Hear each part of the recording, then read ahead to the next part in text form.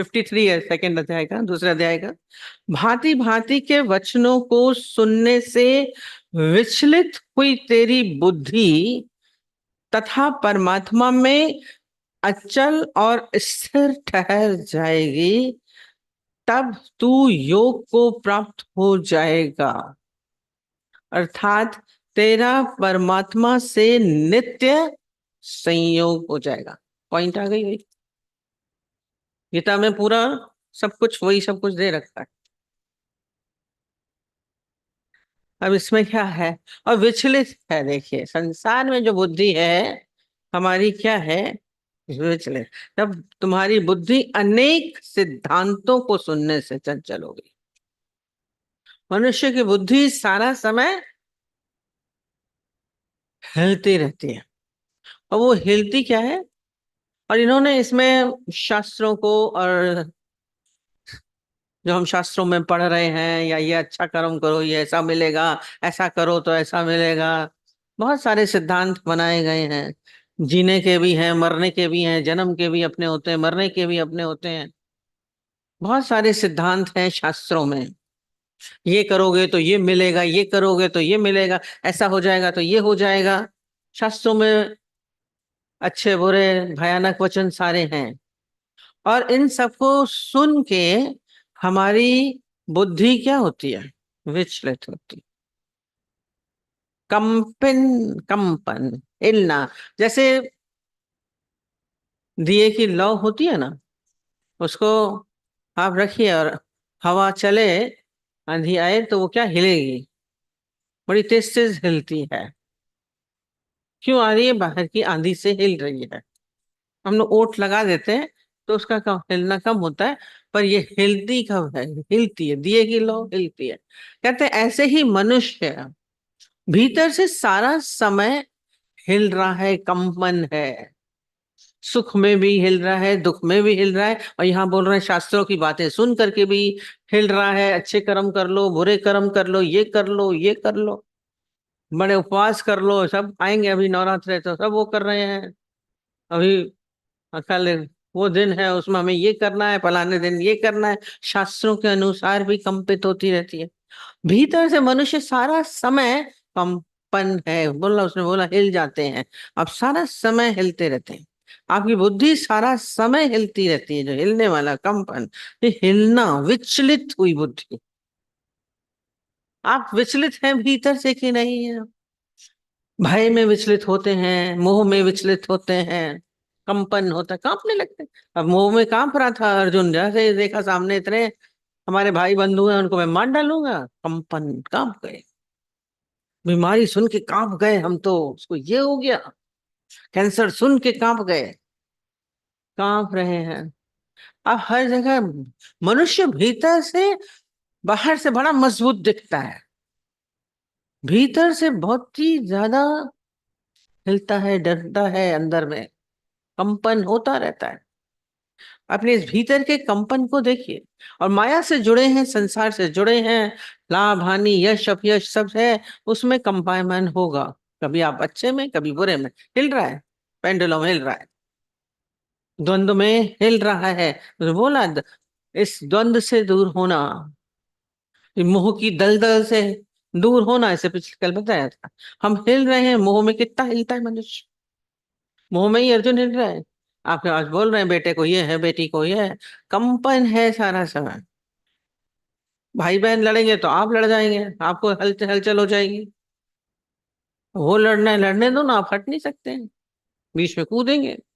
ये सारा समय कंपन है, स्थिरता कहाँ है? गुरु हमें स्थिर करने की चीज कर रहा है। ज्ञानी को अंदर में कोई हलचल नहीं होती है। बड़े बड़े योद्धा देखो, बड़े, हिटलर था, बड़ा, कितना बड़ा योद्धा। वो भी क्या होता था, हर समय कांपता रहता था अंदर में।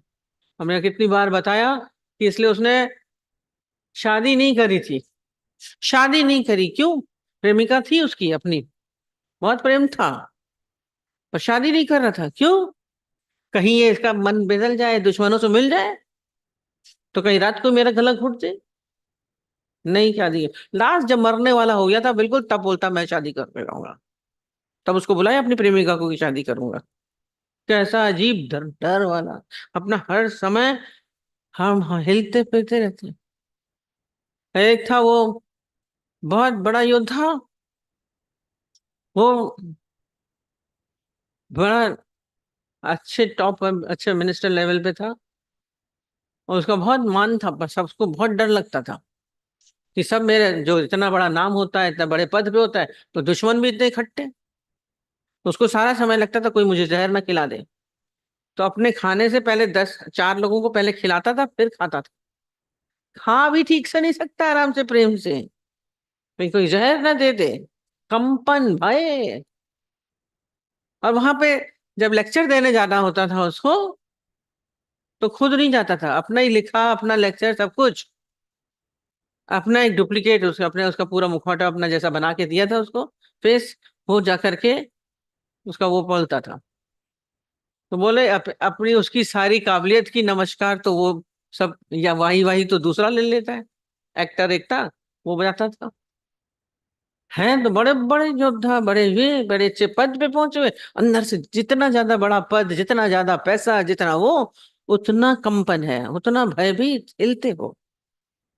जितना बड़ा परिवार, जितना ज्यादा पैसा, आप सोचेंगे कि हम बड़े रिलैक्स हो जाएंगे, नहीं, इसीलिए ही कहते हैं कि शून्यता में आइए। जितनी, जहां जहां आपकी पकड़ है, वहां हिलना है। जिसको जिसको मेरा माना है, वो आपको कंपन देगा, हिलाएगा। भीतर से मेरा कुछ भी नहीं, फिर कंपन नहीं होगा, फिर कंपन नहीं है। आप किसको किसको पकड़े हैं भीतर से, जाकर के देखिए।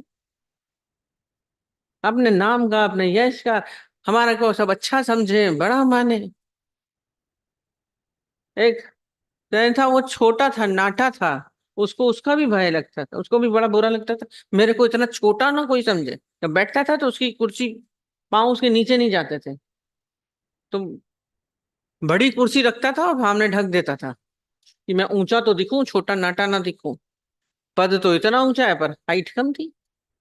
ये अपनी हाइट से भी कंपन था उसको। कितना कंपन है देखिए आप, आपका भीतर वाला कितना हिलता है। विचलित होती रहती है बुद्धि, बोला है। आपकी विचलित सारा समय, विचलित होती है बुद्धि। ये हिलना बंद हो जाना चाहिए। आप देखिए कब आपके भीतर कौन कौन सी चीज में आपको कंपन होगा, कंपन को पकड़िए। और जहां कंपन है, वहां आप अटके हुए हैं। शून्यता नहीं होगी वहां पे। ज्ञानी की स्थिति है, उससे संसार से तो होती है, पर शास्त्रों से भी बोल रहे हैं, शास्त्र संबद्ध भी हो रही है। शास्त्रों को पढ़ लिया, ये करोगे तो ऐसा हो जाएगा, ये करोगे तो ऐसा हो जाएगा। उससे मन कांपता है। अरे उसने तो बोल दिया है, जो एक ने बोल दिया था, एक को बता दी किसी ज्योतिष ने, तुम्हारी 60 साल की उम्र है, तुम मर जाओगे। और जैसे ही 60 के करीब जाने लगा, अब मैं तो मर जाऊंगा, अब तो मैं मर जाऊंगा, अब तो मैं मर जाऊंगा।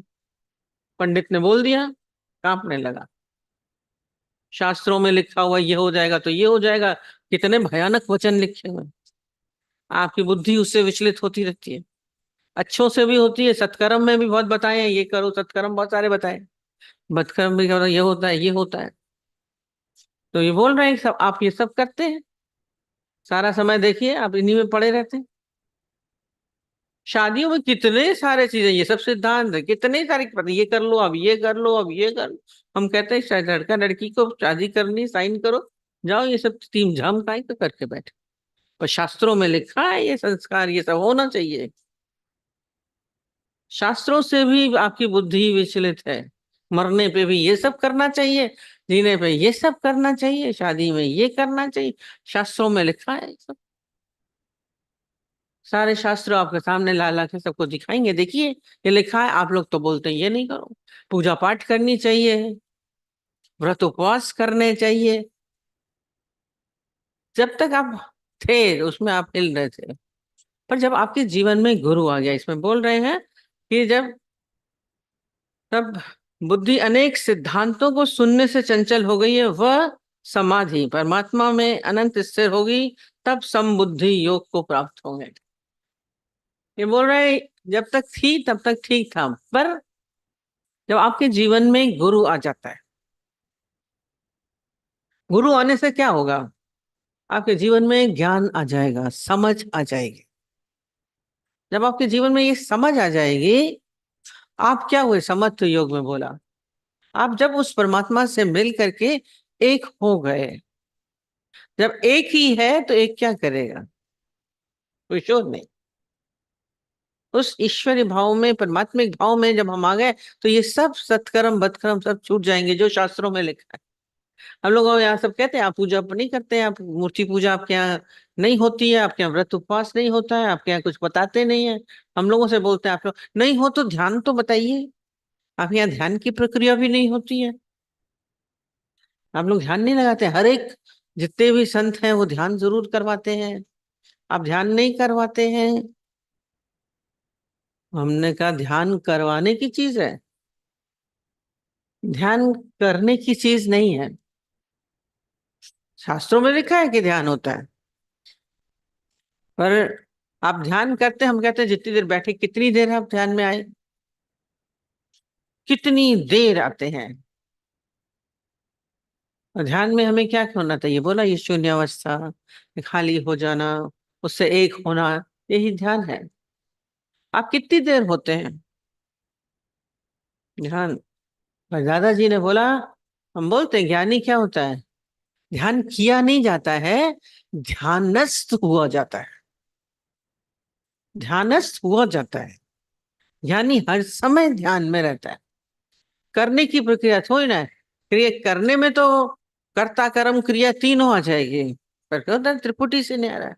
मैं हूं, मैं किसका, फिर किसी न किसी चीज का ध्यान करेंगे, किसी कृष्ण का करेंगे, राम का करेंगे, गुरु नानक का करेंगे, क्राइस्ट का करेंगे। नहीं होता है तो वो एक बिंदु बताएंगे, उसका करिए, ओम लिखा है इसका करिए। नहीं होता है एक बोलते हैं हम प्रकाश का एक बना देते हैं। हम सबसे पूछते हैं क्या करते हैं, तो एक कैंडल दिखा देंगे, उसका करेंगे। नहीं हो तो नाम देते हैं, ओम ओम उसमें ध्यान लगाइए, नाम दान दिया हुआ है, हम उसका ध्यान करते हैं। अब गुरु ने नाम दिया है, हम उसका ध्यान कर रहे हैं। माने आप भी हैं,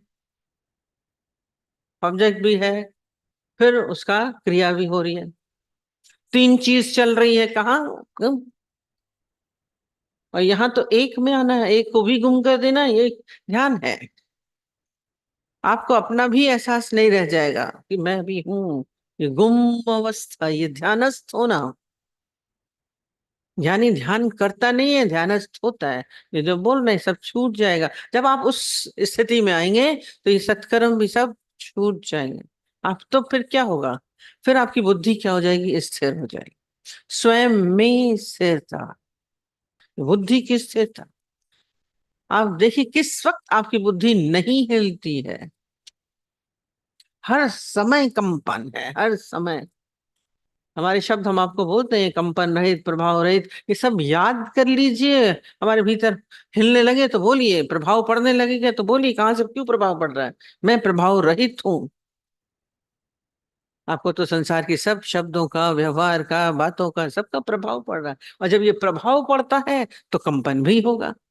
अब तार यूं बंधी है तो कोई बात नहीं, और हिलाओगे, उसको यूं छुआ आपने तो हिलने लगी। आपको क्या हुआ, प्रभाव पड़ा। ज्ञानी स्पर्श रहित होता है। क्यों, आप सबसे जुड़ के चलते हैं, स्पर्श है, जुड़े हैं। वहां स्पर्श में क्या होता है, चुआ ये जुड़ गए, ये स्पर्श है। खाली बाहर से खाली स्पर्श नहीं है, हमारा कहाँ कहाँ स्पर्श है, कहाँ कहाँ से जुड़े हैं। वो ना माया सब जगह जुड़ा है, धन से, पदार्थों से, व्यक्तियों से, शब्दों से, व्यवहार से, परिस्थितियों से, रिश्ते नातों से, संबंधों से, सबसे जुड़े हैं। और चौथा चौथा बोला संबंध रहित होता है। ये सारे शब्दों को अपने भीतर, हम गए थे एक जगह, उन्होंने हमारे लिए लिख के रखे थे, आपके शब्द हैं। हमने कहा इन शब्दों पे आप पक्के होइए, खाली इन ज्ञान के इन चार आठ शब्दों को आप अपने जीवन में उतार लीजिए, स्थिति में पहुंच जाएंगे। है संबंध, सारे संबंध हैं बने हुए, ये माया है, शून्यता नहीं है। शून्यता में तो आनंद है। और शून्य तो क्या हो गया है, जैसे आकाश शून्य है। उसको कुछ लगता है, उसके ऊपर थूक फेंको, उसको लगेगी? नहीं लगेगी। गाली दो, अपमान करो, नहीं। और वो क्या होता है, बोला ये अंतिम अवस्था, ऊंची अवस्था बोल रहे हैं, वो आकाशवत होता है ज्ञानी। क्या होता है, ऊंचा होता है। आप जितना जाएंगे और ऊंचा होता जाएगा, उसकी कोई ऊंचाई की कोई सीमा नहीं है। हम अपने को अपने अक्सर बताते हैं ना, बचपन में बड़ा आसमान को छूने वो पढ़ते थे, चलो आसमान को छू लेंगे। तो दिखता था, अरे यही तो आसमान है, चलो चढ़ गए छत पे। एक बार तो चलते चलते छठी सातवीं मंजिल पे चल गए, तब तो लिफ्ट नहीं होती थी। अब हम आसमान को छू लेंगे, बचपन की खेल अभी भी याद आते हैं। छुआ तो क्या था, वो तो और ऊपर हो गया था। ये ऊंचाई शून्य है, उसको पकड़ नहीं सकता है। पकड़ सकते हैं, आकाश को पकड़ सकते हैं, वो शून्य है। आपको कोई पकड़ नहीं सकता है, आप किसी के पकड़ में नहीं आएंगे। आप तो बहुतों की पकड़ में हैं। बेटा ये कह रहा है, पति ये कह रहा है, बच्चे ये कह रहे हैं, घर कह रहे हैं, शब्दों से पकड़े हुए हैं। सब आपको पकड़ रहे हैं। छूटिए, स्थिति में आइए, बहुत वो फिर एक अलौकिक आनंद की अवस्था, थोड़ी देर के लिए भी आप उस शून्यता का अनुभव कभी करिए। नहीं, खिचड़ी पकती रहती है अंदर में तो, कंपन कंपन, ये ऊंची अवस्था। धीरे धीरे धीरे धीरे ज्ञानी निर्लिप्त होता जाता है। और ये बोला, गुरु के संपर्क में आने से ही संभव होगा। तुलसी माता ने समझ लिया, कहीं ना कहीं तो अपना भाव आ रहा था ऊंचाई है। बड़े खुश हैं। हाँ, उन्होंने बता दिया कि ये सब कुछ भी नहीं है। अभी तो आपको सब कुछ दिख रहा है। ज्ञान में बैठे हैं, निचले स्तर पर नहीं रहिए। हर जगह तो आप ऊंचाइयां चाहते हैं, क्लास में फर्स्ट आ जाए, रेस में फर्स्ट आ जाए, पैसे में फर्स्ट आ जाए, पद में फर्स्ट हो जाए, ऊंचाइयां चाहते हैं। इसमें क्यों निचले स्तर पे रेंगते? बोले दलदल मोह की दलदल में पड़े गए, और जमीन के अंदर पाताल में। क्यों मोह के दलदल से ऊपर नहीं होते? क्यों शब्दों से उपराम नहीं होते? आप तो धंसते ही चले जाते, दलदल से होता है ना, कोई निकाल ही नहीं सकता। अज्ञान के अंधेरे में भटक रहे हैं। यदि आपको पीड़ा हो रही है, चोट लग रही है, दुख हो रहा है, हलचल हो रही है, इसका मतलब क्या है? अंधकार, अज्ञान। अंधकार में ठोकर लगती है, और ठोकर लगने से क्या होता है? पीड़ा होती है, दुख होता है। आपको पीड़ा हो रही है, दुख हो रहा है, हलचल हो रही है, इसका मतलब आप अज्ञानता के अंधेरे में हैं। आपकी दिए की लौ हिलते हिलते बुझ ही जाती है, इसको बुझने नहीं दिया। ये आंधियों से ये बुझेगा क्या? गाना तो बहुत अच्छा लगता है, ये आपके तो आंधियों से बुझ जाता है। ऐसा ओट होनी चाहिए ज्ञान की, ये समझ की, तभी हमारे भीतर परिवर्तन आए। जुट जाइए, इसमें जुटना पड़ता है। हर चीज के लिए जुटना पड़ता है। एक खेल में भी जुटना पड़ता है, पढ़ाई में भी जुटना पड़ता है। बिना जुटे काम नहीं होता है। और यहाँ तो बिन कमाई नाने का, मुख्य साधन जड़ों का। सब चाहते हैं बस बैठे और हम पाप मंजिल पे पहुंच जाए, ऊंचाई शून्य में आ जाए। आप उसके लिए प्रोसीजर तो करिए, पूरा पूरा प्रोसीजर बताया है। यम नियम आसन है, ध्यान धारणा समाधि पूरी है, अष्टांग योग बताया, पूरा पतंजलि पढ़ लिया। समाधि अंतिम अवस्था है, तुर्यावस्था। संबुद्धि मैं नहीं हूं, नहीं उसमें आ गया, तुरिया और ऊपर हो गई, है आनंद की अवस्था हो। उस फिर उस आनंद को महसूस करने वाला भी नहीं बचेगा। एक अलग स्थिति, आनंद की अवस्था। ठीक है। सब गुम हो गए। आपका हुआ क्लियर? अभी हलचल है ना?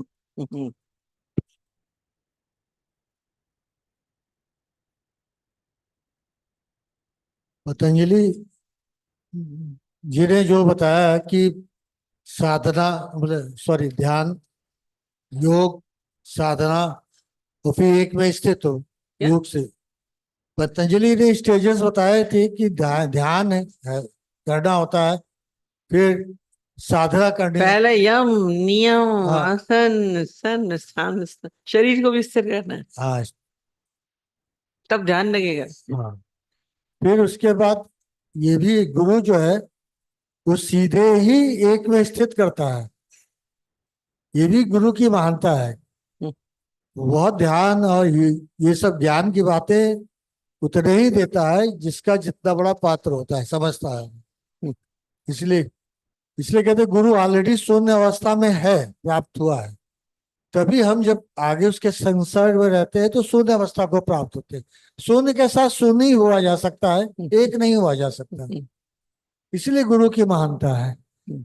आपने जो बताया तो उसमें एक क्वेश्चन ये हुआ कि डाई बिफोर यू डाई, जो दादा भगवान का मंत्र है, ये भी क्या इसी हाँ, ढाई बिफोर मन खत्म हो गया ना, जीरो। हाँ शून्य अवस्था का ही एक स्टेज इस शरीर मरने से पहले, उससे पहले मर जाना, माने मैं हूं नहीं, ढाई हो गया।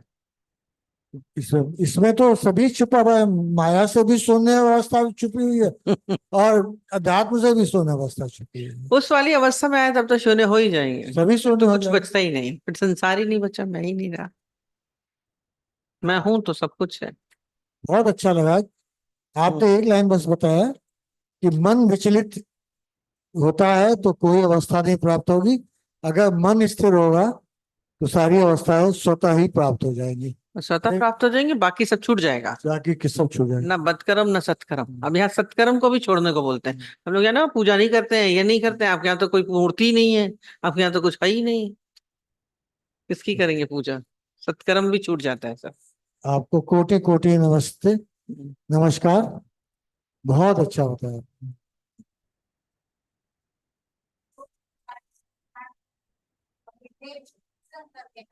हम्म।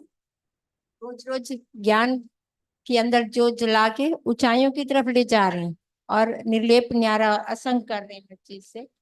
और बुझे की लो, ये कि वो लो आप बुझने नहीं देंगे, हमें पूरा विश्वास है। शुक्राने आपके प्रभु, सत्तर नमन। भगवान, हरिओम भगवान जी। भगवान जी, ये बहुत अच्छा लगा कि थोड़ी देर अभ्यास जरूर करें शून्य अवस्था का। थोड़ी देर अभ्यास जरूर करें शून्य अवस्था का, गुरु के ही उससे ही संभव हो सकता है ये।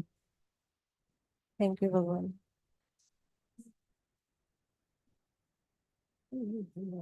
आज ये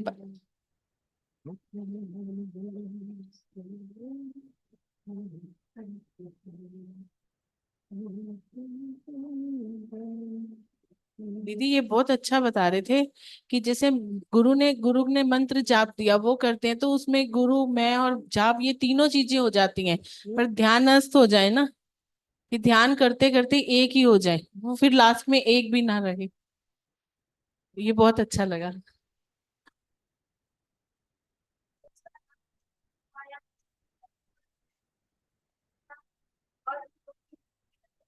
right।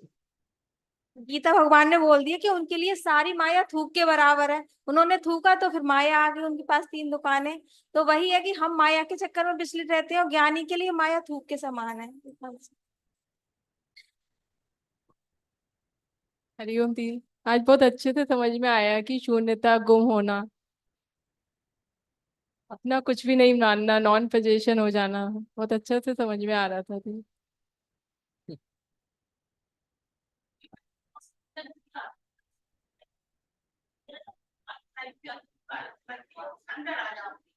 हम्म,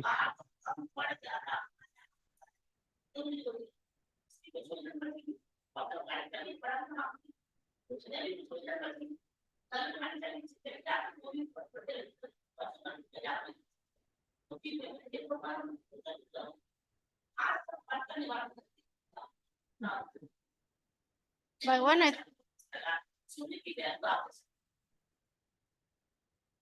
भगवान अच्छा लगा कि अब शून्य में आएंगे तभी ऊंचाइयों पे चढ़ेंगे। हम्म,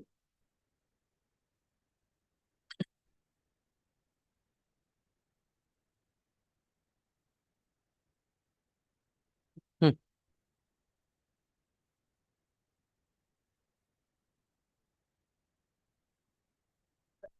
बात कर।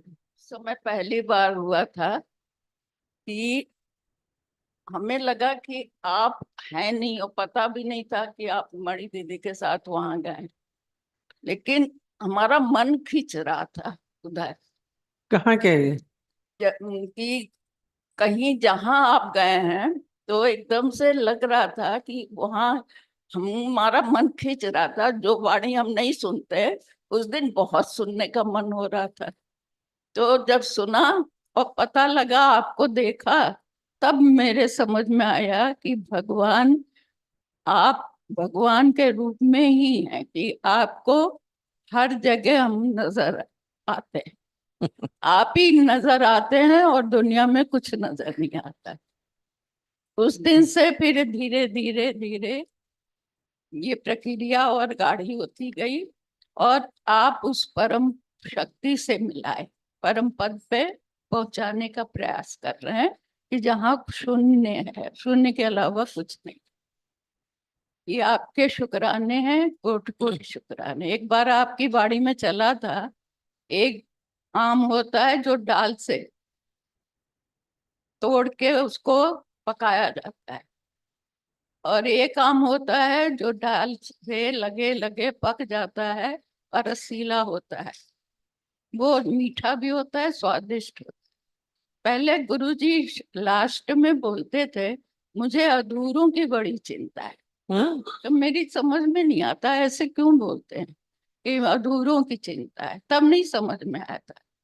लेकिन जब आप मिले, तब मुझे लगा धीरे धीरे, इसीलिए कि हमारे में डाल से तो आम पक गया उससे, लेकिन परिपक्वता जो होनी चाहिए, कि आपके सिवा कुछ और नहीं है, पर मतलब परमात्मा के, शरीर की बात नहीं कर रहे हैं, परमात्मा के सिवा जो साकार में परमात्मा है, इस व्यास गद्दी पे जो बैठा है, उनके सिवा संसार में कुछ भी नहीं।